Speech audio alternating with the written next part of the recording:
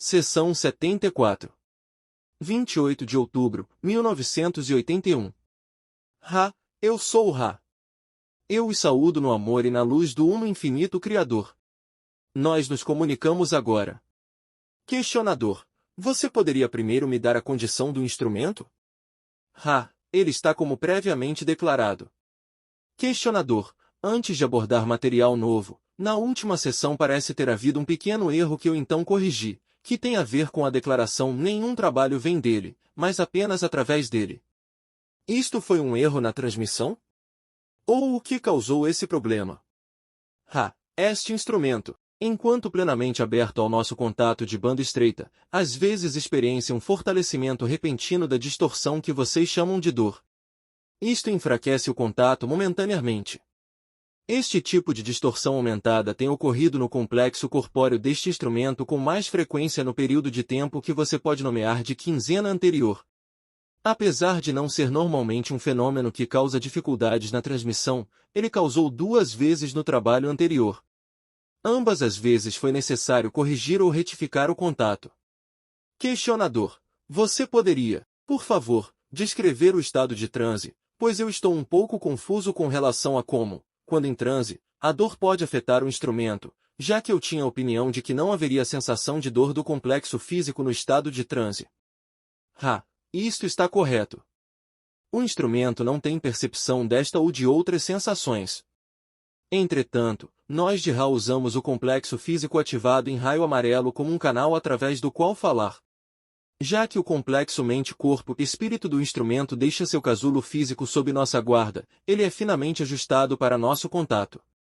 Entretanto, a distorção que vocês chamam de dor, quando suficientemente severa, mitiga contra o contato apropriado e, quando a distorção aumentada é violenta, pode fazer com que a sintonia do canal oscile. Esta sintonia deve então ser corrigida, o que nós podemos fazer já que o instrumento nos oferece esta oportunidade livremente. Questionador. Em uma sessão anterior, houve uma pergunta sobre a mente arquetípica que não foi completamente respondida. Eu gostaria de continuar com a resposta àquela pergunta. Você poderia continuar com ela, ou seria necessário que eu lesse a pergunta inteira novamente? Ra, como uma prática geral, é bom vibrar a questão no mesmo espaço-tempo que a resposta é desejada. Entretanto, neste caso, é aceitável para nós que uma nota seja inserida neste ponto, em sua gravação destes complexos de sons vibratórios, se referindo à localidade da questão nos trabalhos prévios. A questão, apesar de atenciosa, é em certo grau deficiente de percepção da natureza da mente arquetípica. Nós não podemos ensinar a aprender por mais ninguém à extensão de que nós nos tornamos aprendizes, professores. Portanto, nós faremos algumas notações gerais sobre este assunto interessante e permitiremos que o questionador considere e refine mais quaisquer questões. A mente arquetípica pode ser definida como aquela mente que é peculiar ao logos desta esfera planetária. Dessa forma, diferente da grande mente do todo cósmica, ela contém o material que agrada ao logos oferecer como refinamentos do grande estado do ser cósmico. A mente arquetípica, então, é aquela que contém todas as facetas que podem afetar mente ou experiência. O mago foi nomeado como um arquétipo significante. Entretanto, não foi reconhecido que esta porção da mente arquetípica representa não uma porção do subconsciente profundo, mas a mente consciente, mais especificamente, a vontade. O arquétipo chamado por alguns de alta sacerdotisa, então, é a faculdade intuitiva ou subconsciente correspondente. Deixe-nos observar a entidade como ela é em relação à mente arquetípica. Você pode considerar as possibilidades de utilização das correspondências entre a mente-corpo e espírito no microcosmo e a mente-corpo e espírito arquetípica se aproximando do Criador. Por exemplo, em seu ritual realizado para purificar este local, você usou o termo Veagebura. É uma suposição correta que esta é uma porção ou aspecto do Uno Infinito Criador. Entretanto, existem várias correspondências com a mente arquetípica que pode ser mais e mais refinada pelo adepto. Veagebura é a correspondência de Michael, de Marte, do positivo, da masculinidade. Veagedula tem correspondências com Júpiter, com feminilidade, com o negativo, com aquela porção da árvore da vida que diz respeito a Auriel. Nós poderíamos seguir adiante com mais e mais refinamentos destas duas entradas para a mente arquetípica. Nós poderíamos discutir correspondências com cores, relacionamentos com outros arquétipos e assim por diante. Este é o trabalho do adepto, não do professor-aprendiz. Nós podemos apenas sugerir que há sistemas de estudo que podem ser endereçados aos aspectos da mente arquetípica e está bem escolher um e estudá-lo cuidadosamente. É melhor ainda se o adepto vai além de qualquer coisa que tenha sido escrita e faz tais correspondências, de forma que o arquétipo possa ser ordenado conforme sua vontade. Questionador: eu tenho uma questão aqui que eu responderei e deixarei você corrigir. Eu vejo que as disciplinas da personalidade alimentam um centro de energia de raio índigo e afetam o poder do mago branco pelo desbloqueio dos centros de energia mais baixos e permitindo que um livre fluxo da luz espiralante para cima alcance o centro índigo. Isto está correto? Não. Questionador: você poderia por favor me corrigir? O centro índigo é, de fato, o mais importante para o trabalho do adepto. Entretanto, ele não pode, não importa o quanto cristalizado, corrigir, de qualquer forma que seja, desequilíbrios ou bloqueios em quaisquer outros centros de energia. Eles devem precisar serem limpos em série, a partir do vermelho, para cima. Questionador: eu não estou certo de ter entendido isso. A pergunta é como as disciplinas da personalidade alimentam o centro de energia do raio índigo e afetam o poder do mago branco. Esta pergunta faz sentido? Sim. Questionador: você a responderia, por favor?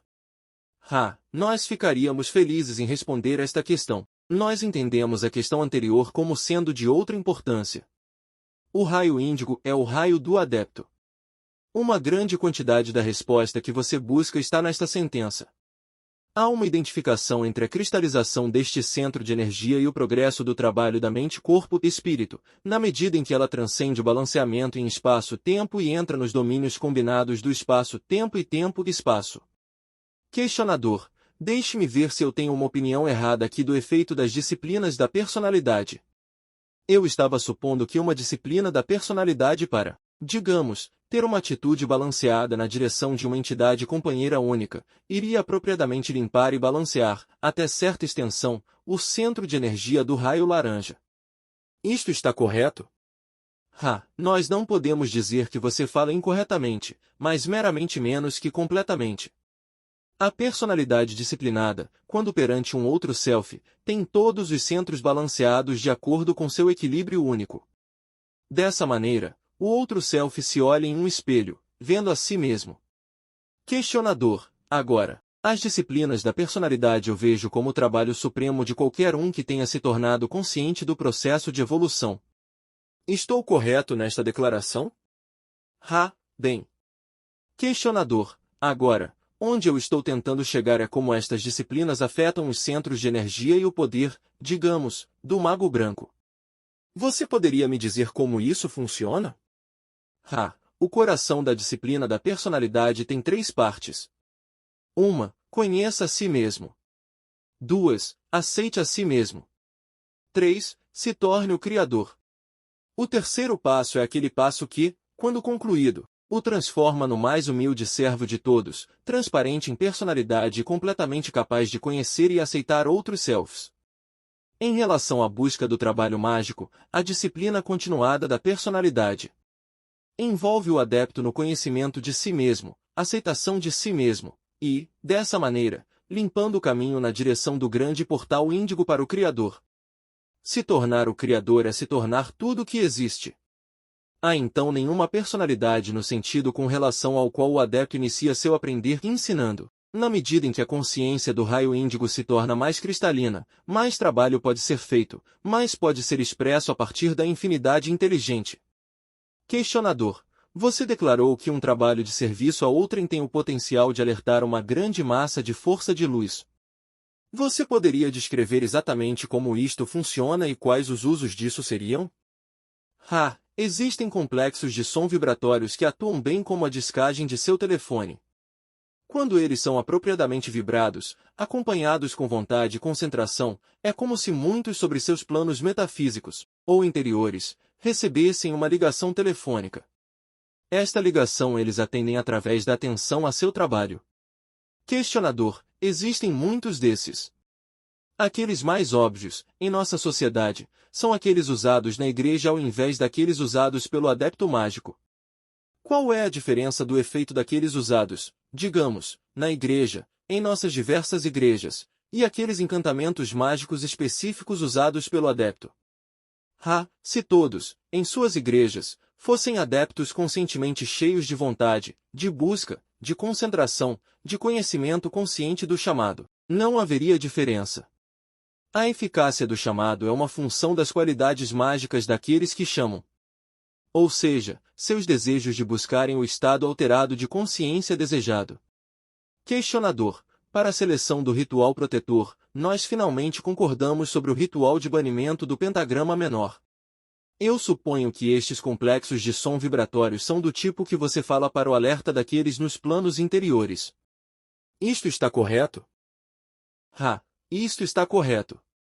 Questionador. Se nós tivéssemos construído um ritual por nós mesmos, com palavras usadas pela primeira vez na sequência de proteção, qual teria sido a eficácia relativa disto com relação ao ritual que nós escolhemos? Seria menor. Ao construir um ritual, é bom estudar o corpo do trabalho escrito que está disponível, para nomes de poder positivo, ou de serviço a outrem, disponíveis. Questionador. Eu farei uma analogia entre a altura do toque do telefone ao usar o ritual e a eficácia dos praticantes usando o ritual. Agora, eu vejo diversas coisas afetando a eficácia do ritual. Primeira, o desejo dos praticantes de servir, suas habilidades para invocarem a personalidade mágica, suas habilidades de visualizarem enquanto executam o ritual e deixe-me perguntar com relação à relativa importância destes itens e como cada um pode ser intensificado? Esta questão se aproxima da especificidade em exagero.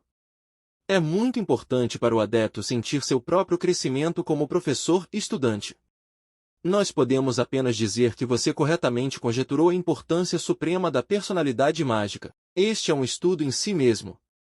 Com a vontade emocional apropriada, polaridade e pureza, trabalho pode ser feito com ou sem os complexos de som vibratórios apropriados.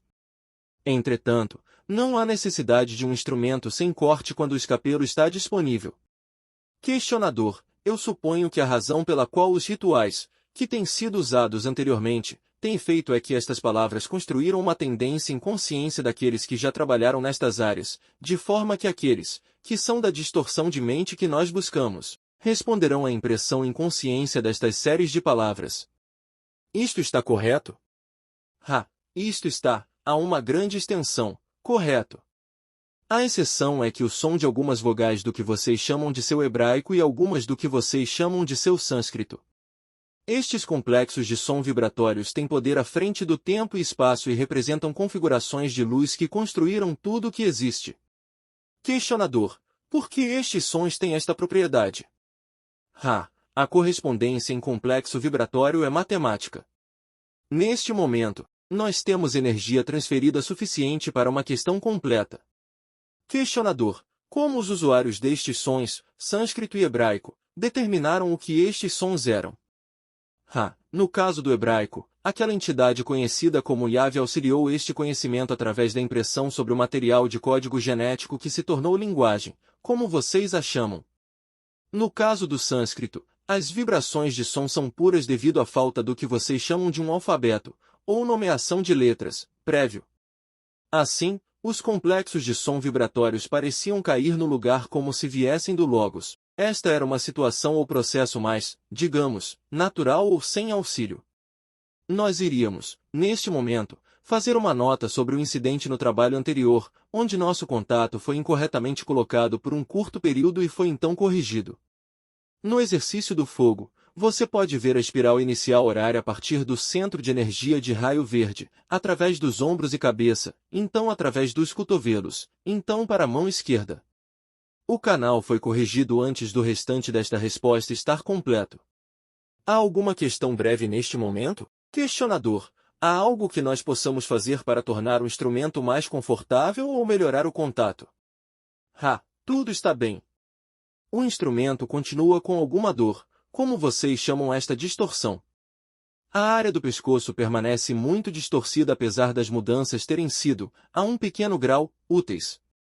Os alinhamentos estão bons. Nós os deixaríamos agora, meus amigos, no amor e na luz do Uno Infinito Criador. Sigam adiante, portanto, se glorificando e se regozijando no poder e na paz do Uno Infinito Criador. Adonai.